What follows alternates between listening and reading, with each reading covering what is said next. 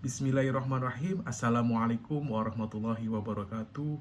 Perkenalkan, nama saya Arif Nur Rahman, mahasiswa Universitas Siber Asia, Prodi Manajemen kelas MJ 401.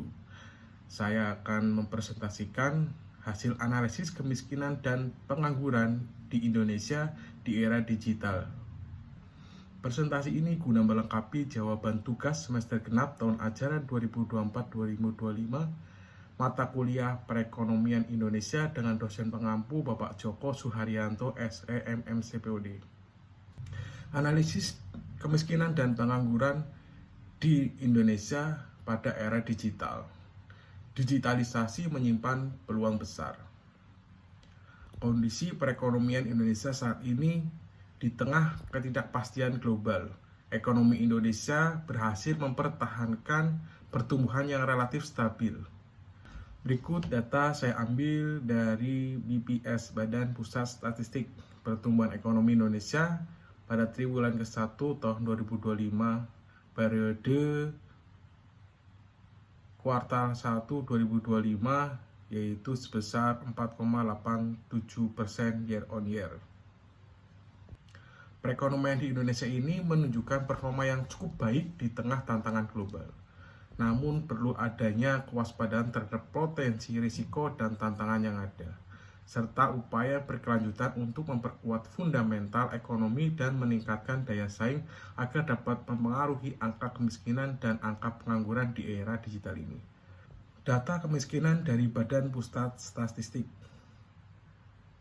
Berdasarkan data Badan Pusat Statistik BPS, tingkat kemiskinan Indonesia per Maret 2024 mencapai 9,03% atau sekitar 25,22 juta orang, menurun sekitar 0,33% poin atau sekitar 680.000 orang dari periode sebelumnya. Penurunan angka kemiskinan pada Maret tahun 2024 ini mencerminkan efektivitas kebijakan fiskal pemerintah, khususnya dalam menyalurkan bantuan sosial tepat sasaran dan menjaga stabilitas harga kebutuhan dasar melalui subsidi. Berikut saya lengkapi infografis dari Badan Pusat Statistik data kemiskinan Indonesia pada Maret tahun 2024. Adanya proyeksi kebijakan fiskal untuk pengentasan kemiskinan di era digital. Yang pertama, digitalisasi bantuan sosial (bansos). Mengintegrasikan data penerima manfaat melalui big data dan KTP elektronik untuk penyaluran bantuan lebih tepat sasaran dan real time. Subsidi digital untuk kelompok rentan. Subsidi yaitu subsidi kuota internet, subsidi perangkat elektronik, atau pelatihan digital bagi keluarga miskin dan pelajar di daerah tertinggal. Kemudian investasi pada struktur digital, itu penggelontoran dana APBN untuk pemerataan jaringan internet 4G ataupun 5G ke wilayah-wilayah tertinggal dalam hal pendidikan, layanan publik, dan peluang ekonomi. Yang terakhir, reformasi perpajakan digital. Adanya kebijakan fiskal menjadi alat utama transformasi digital yang adil dan inklusif dengan mengarahkan belanja negara dan subsidi. Pemerintah dapat menekan angka kemiskinan secara berkelanjutan dan memastikan tidak ada yang tertinggal dalam era digital ini. Kemudian untuk mengentaskan kemiskinan pada era digital ini perlu adanya proyeksi kebijakan moneter. Yang pertama, mendorong kredit produktif di sektor rakyat. Bank Indonesia dapat menurunkan suku bunga agar perbankan menyalurkan kredit ke sektor UMKM dan ekonomi digital. Menjaga stabilitas nilai tukar. Adanya ketidakstabilan nilai rupiah dapat menyebabkan harga-harga naik dan mendorong angka kemiskinan. Kemudian memperluas akses keuangan digital untuk memudahkan masyarakat miskin dan pedagang informal dalam bertransaksi, menabung, hingga mengakses kredit mikro. Adanya kebijakan moneter yang selaras dengan kebijakan fiskal akan mempercepat penurunan kemiskinan secara berkelanjutan di era digital.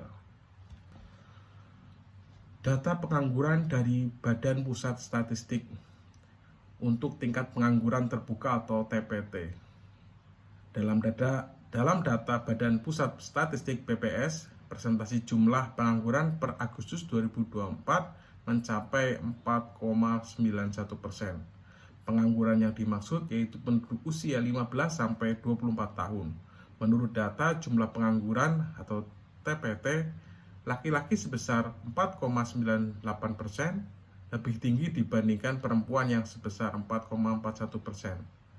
Sedangkan tingkat pengangguran di wilayah perkotaan lebih tinggi dibandingkan dengan di tingkat pedesaan, yaitu TPT perkotaan mencapai 5,73%, sedangkan TPT perdesaan sebesar 3,3%. Istilah yang dipakai BPS atau Badan Pusat Statistik, yakni tingkat pengangguran terbuka atau TPT, yang merupakan indikator untuk mengukur tenaga kerja yang tidak terserap oleh pasar kerja dan menggambarkan kurang termanfaatkannya pasokan tenaga kerja.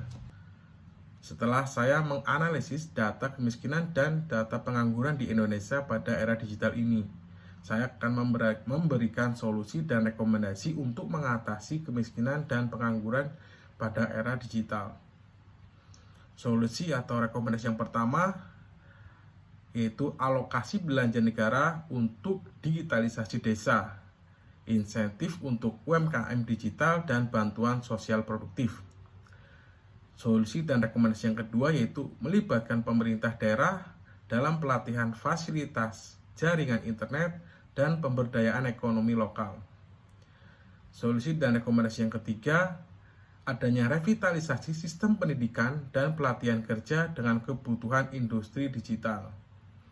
Solusi dan rekomendasi yang terakhir atau yang keempat, adanya perbaikan data terpadu kesejahteraan sosial atau DTKS agar tidak salah sasaran saat penyaluran bantuan sosial.